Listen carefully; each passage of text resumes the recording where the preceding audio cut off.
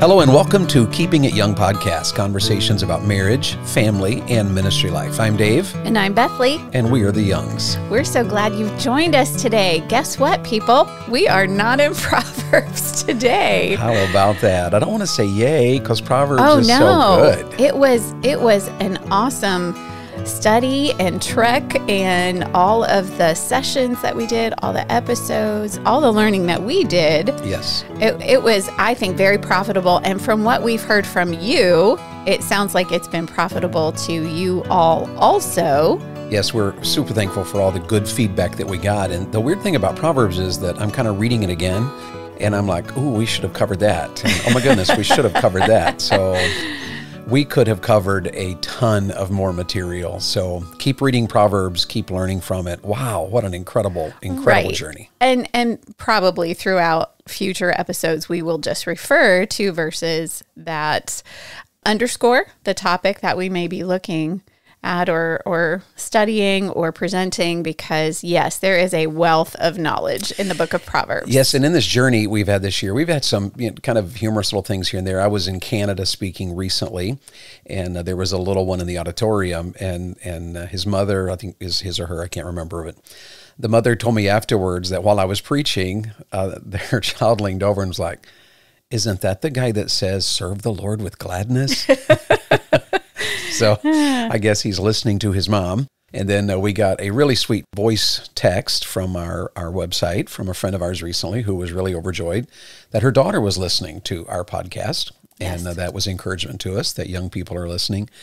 And then let's see, there was another one here that came up recently too, where we were in a church and the family was teasing that listening to our podcast, Mom has really kind of picked up some areas of the home and gotten a little strict on the children. And so her husband actually wrote a song for her about it, in which he changed her last name to Young in the song.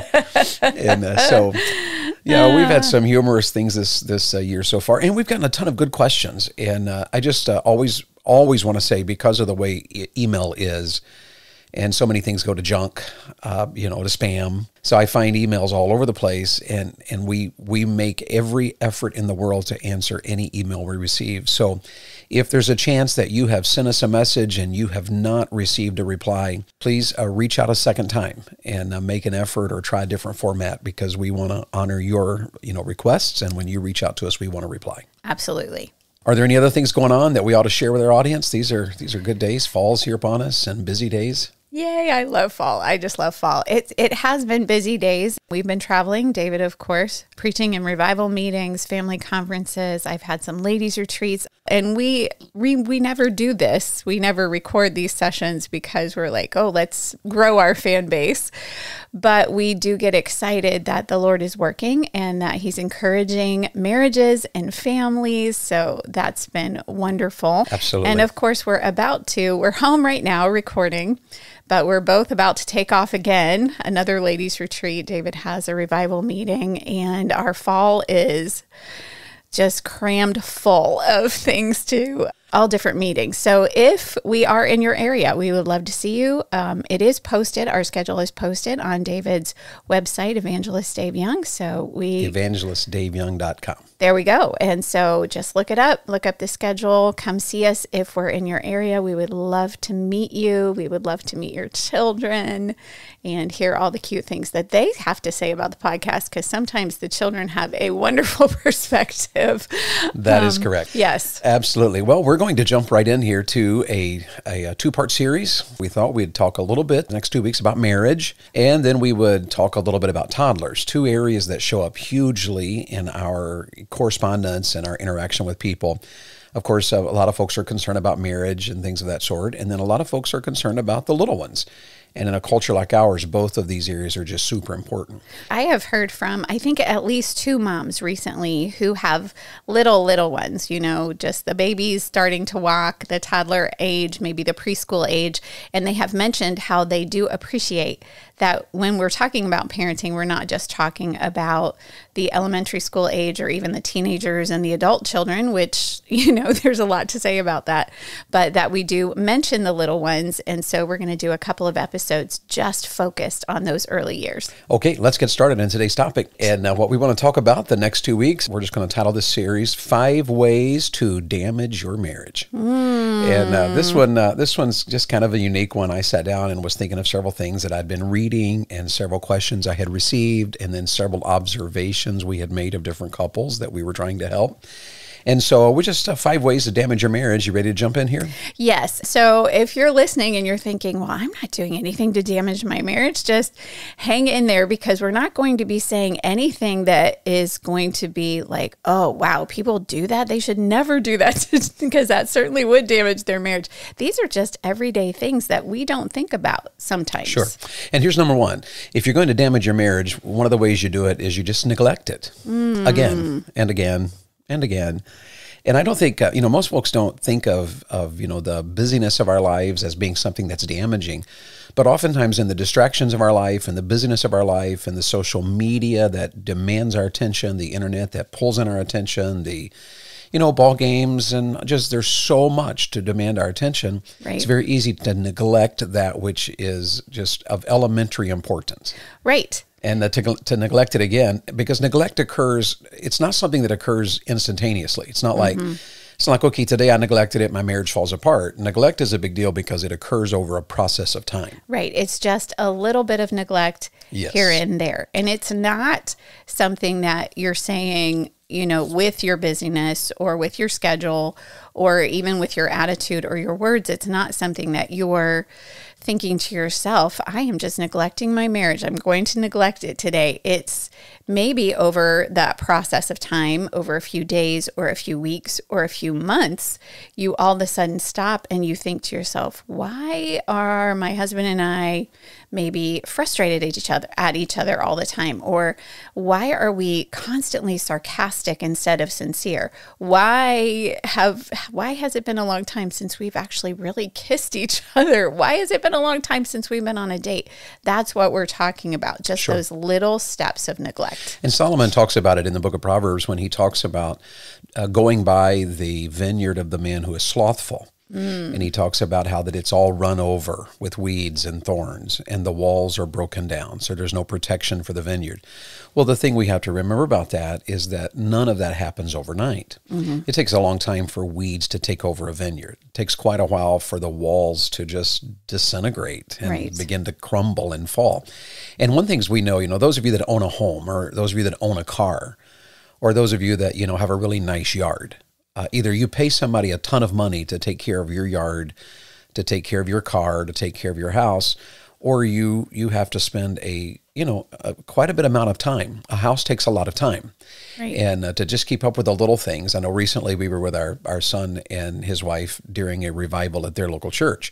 And I just love to work. So, and I'm, there's things that I know that I know how to do and things. So I said to my daughter-in-law and our son, are there anything you want done on the house? And so they had quite a list of things and just little stuff, but I was able to take care of those little things. Taking care of the little things is essential to the maintenance of anything we own. Right. It's just the little maintenance issues that if you let them go, and all of you out there who have a home, you know this, you let it go and you're like, I really should change the filter on that. I really should, fill in the blank. David knows so much more about the maintenance of the house than I do, unless it has to do with the housekeeping.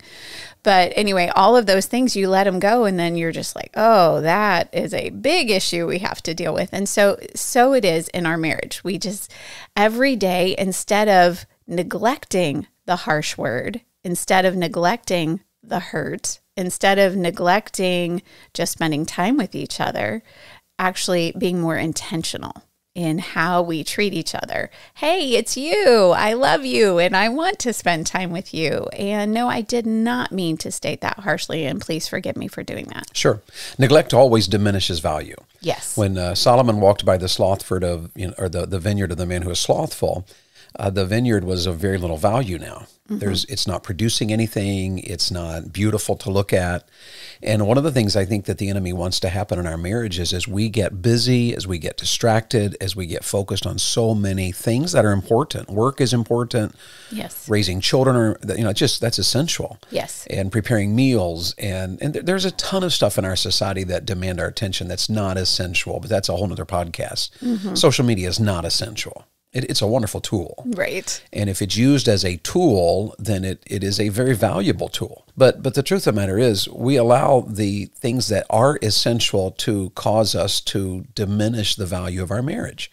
And we see that so often. When someone comes, for counsel because they're thinking about getting a divorce, what's happened is they've neglected that relationship. Right. And when we see a couple neglecting a relationship, it's always a good thing to encourage them. Hey, slow down, spend time with each other, focus on each other. Yes. And every relationship takes work. There's no such thing as a relationship that happens by accident, right? And we fell in love with each other because we invested copious amounts of time. One of the things that amazes me, and of course in this culture where we are so connected, we text, we FaceTime, we Marco Polo, we do all of the wonderful things. We didn't have that when we were dating and engaged and about to be married, but our children have had that. And it is amazing to me the amount of time that Jacob will invest in staying connected to Anna.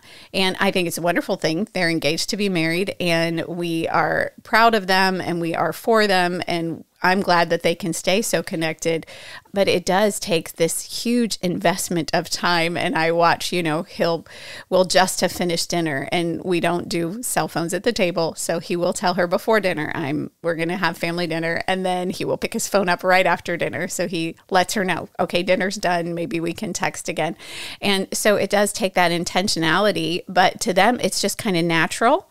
And then what happens once you get married and the job takes over, the kids take over, you start to get tired. You do not invest that kind of intentionality. So I'm not saying that married couples with young children should just forsake everything else. Okay, just let it go. Who cares if the kids get fed and all of this, and we're just going to stay on our phones texting each other or talking to each other. That's not it. But there is that it should come more naturally. So you should stop and think, okay, are we neglecting each other? We need to connect once in a while. Yeah, and we have to plan times to connect, but we also have to be aware of one another. Yes. And the awareness of each other, and the awareness of how to speak words of encouragement and words of love and words of affirmation, the meeting each other's needs, being aware of likes, and being, thoughtful about and connecting, reaching out and taking the time to make sure that our relationship is valuable. Yes. If we neglect our marriage, we will certainly damage our marriage. Failure to invest over a process of time will always erode a relationship. Yes. And that's true of marriage. That's why many of us have friends that we went to high school with that we don't even know them now. Because it wasn't that, there was an anger. It wasn't there was a divorce. It wasn't there was anything like that. Right. It's just that there was a failure to invest over a process of time.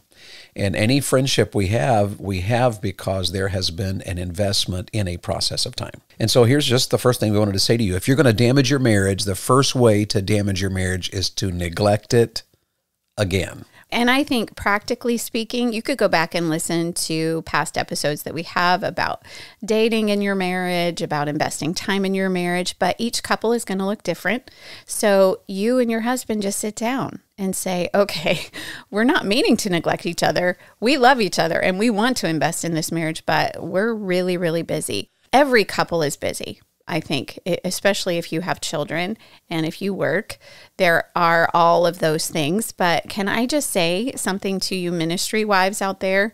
I know that ministry does seem to be 24/7. Like it never stops. Like your husband, if he is a pastor, a youth pastor, on staff at a church, whatever it is, and you are, of course, his helpmeet, you're right there with him. It's not a 9-to-5 job. He doesn't just come home and it's all done. He may come home, eat supper quickly, and then get back to the church for whatever. So sometimes we as ministry wives need to be a little more aware of that. And instead of getting that hurt and letting it fester and that bitterness, that look at all these couples in the church who get to do this or that or the other thing. And we never get to go away for the weekend because we have to be here for Sunday, and we don't get to take a date every week because we don't have grandparents in the church who can watch. Instead of letting that bitterness fester, girls, maybe you could think of ways that you as a couple can invest. Maybe it's just a time every day for you to sit down. It might be early in the morning. We're going to have breakfast together before the kids get up, or late in the afternoon, we're going to have a cup of coffee while the children play quietly, so that you have time to connect every day. Yeah, and that is so essential. And remember, in this idea of neglect, remember that marriages are seasonal.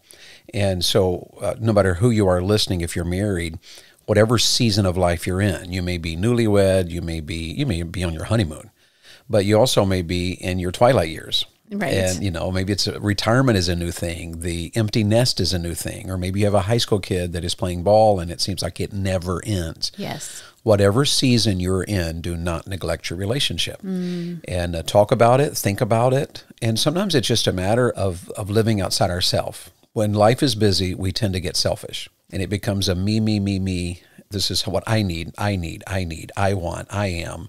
And we get defensive about I am busy, I am, and I have. And what we've got to do is we've got to stop and we've got to be aware of our most important relationship outside of our God. And that just takes time and planning and preparing and effort. So if you neglect your marriage, you will damage your marriage. What's the second way to damage your marriage? To treat each other disrespectfully again and again. Absolutely. And again. And, disrespect is huge because we tend for some reason to get this idea that, we're married, so it's okay. It's okay to say whatever we think, feel. Yes. I can just unload on my spouse. Yes. You should be able to absorb my angst towards you every time just because you are married to me. And so we just get that idea that it's okay. It's funny that we as parents demand our children be kind. And, not every parent does, but they should. We should, yes. We should when our children are unkind, when they say a mean word or a harsh word, or they're just rude. We should be upset about that, but we should be upset about that in our own lives. And if your marriage, your response to each other is always unkind, or there's just a little edge of rudeness to it, if you've gotten so busy that you never express love, and husbands, we know that we're to love our wives as Christ loved the church. But the Bible also says, ladies, that you have to learn to love your husband. Titus 2 ladies have to teach younger ladies to love their children and their husbands. We all have to be working at it continually. And disrespect seems to be the norm of our society.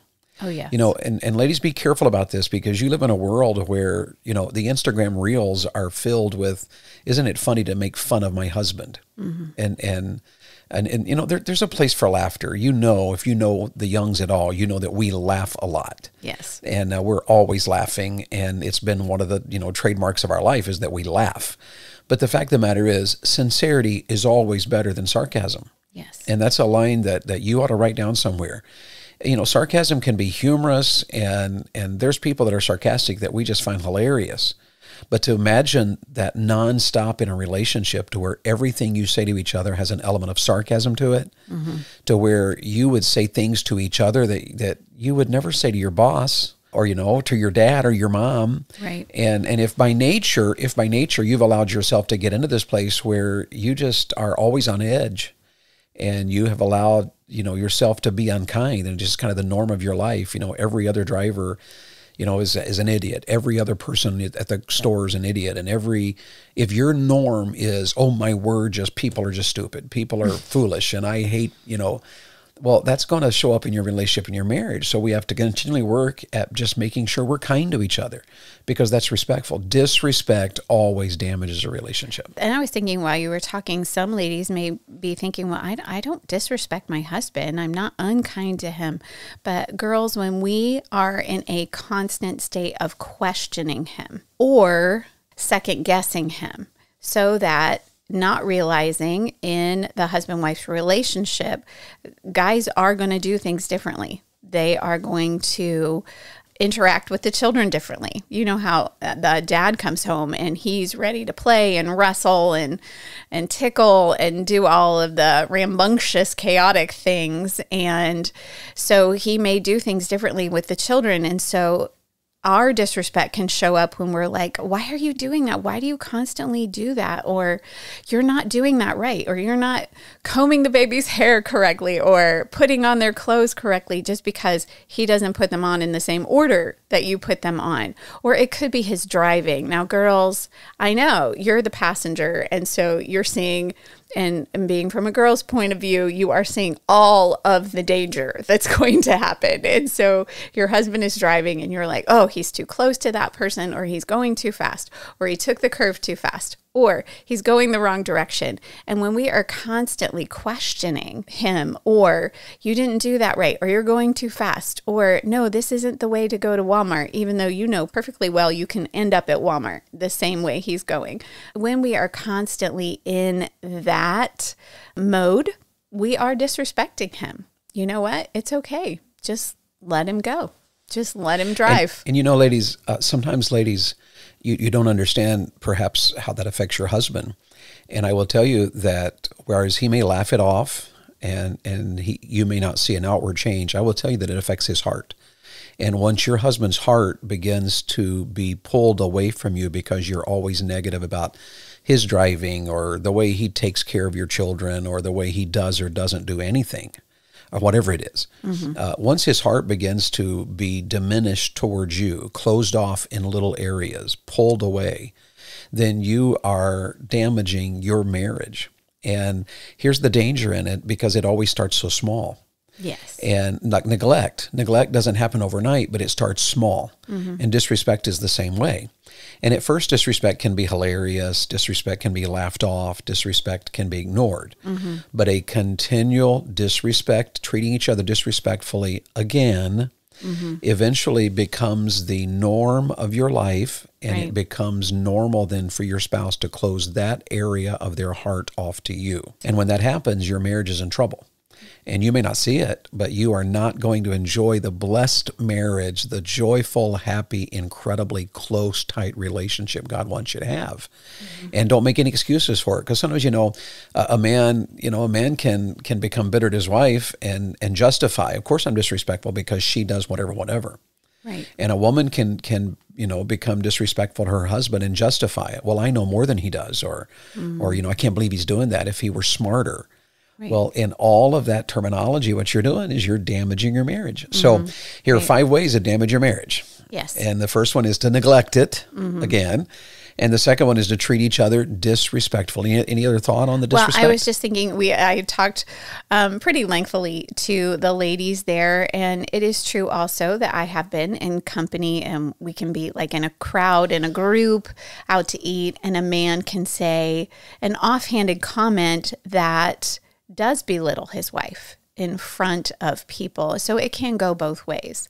Wives, it's very popular to disrespect your husband, to constantly question, to constantly frown upon the way he does things. But husbands, also be very aware, because your wife is, can I say, and you probably already know this, and men talk about this, she is sensitive, and she will take that to heart, whether it just be an offhanded comment about her being late all the time, or her not being able to cook the way that you think she should, or whatever it is. Just be very careful. And if it's something you need to talk about it in private, but don't disrespect each other. Sure. I think we have time for one more today. Yes. The third way we damage our marriage is to separate from each other as much as possible. What do you mean by that? I don't use that in the idea of divorce or an official separation. I just mean that it becomes normal in our society for many couples to begin to think me and not we. And when we come to the place to where we're always heading in different directions, our marriage will suffer. And if we never take the time to walk, if we never take the time to talk, if we never take the time to invest in each other, to look at each other, to listen to each other, to be aware of each other, to be concerned. If our whole life is separated, and the culture we live in is pretty good at separating us in our relationships. Oh, yes. Jobs will do that, and that there's nothing we can do about that. Right. No, we have to work. Yeah, we have to go to work. Children can separate us from each other because they come into your life and they just stay, and and they're demanding. And especially if you have a little one that, you're changing diapers, you're feeding bottles, there's a ton of things that, can separate us from each other. Yes. Jobs, children, demands, oddly enough, video games and social media. And those things are in themselves, I've said many times, are not necessarily wrong. There are many reasons to be cautious, to be careful, and even maybe to keep them out of your life. But they're not necessarily wrong, but they do have a profound ability to separate. Yes. And if you want to just see that in real life, go to any restaurant and look around at tables to where people are eating out together. A special event. When we were kids, eating out was a very special event. True. It was not something that you did normally. It was a special event, a special occasion. And when you would go out to eat, there was conversation, there was talking, there was, looking at each other, there was a celebration going on.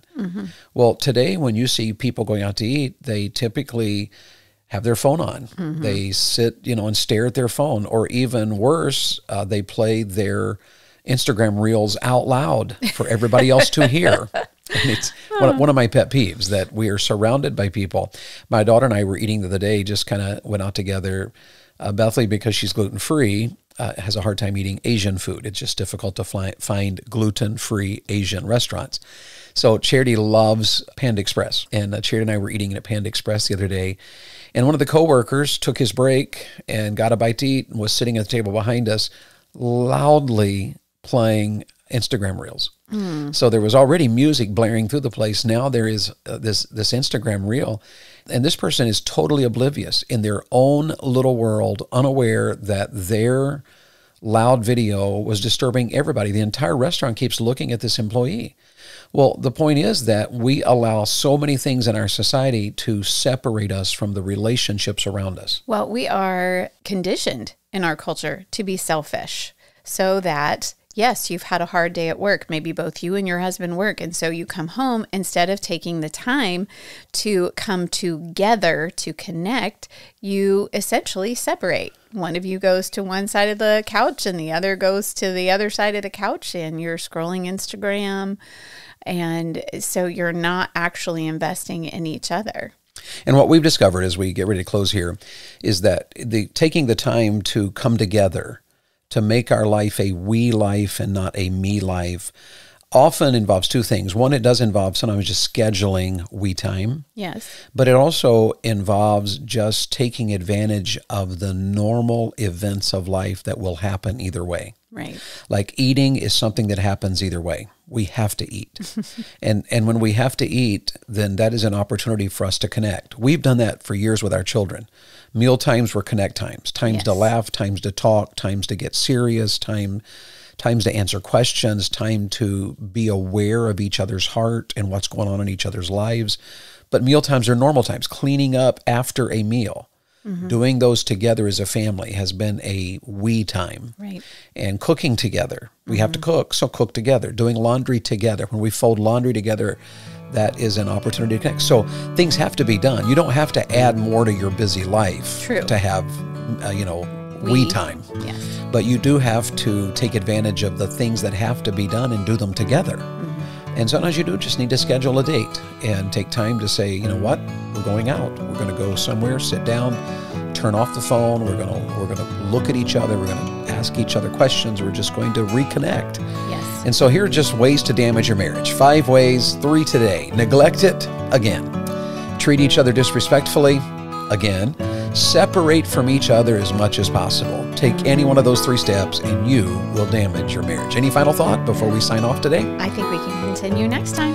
We'll see you next week, and we'll conclude this short little series, 5 ways to damage your marriage.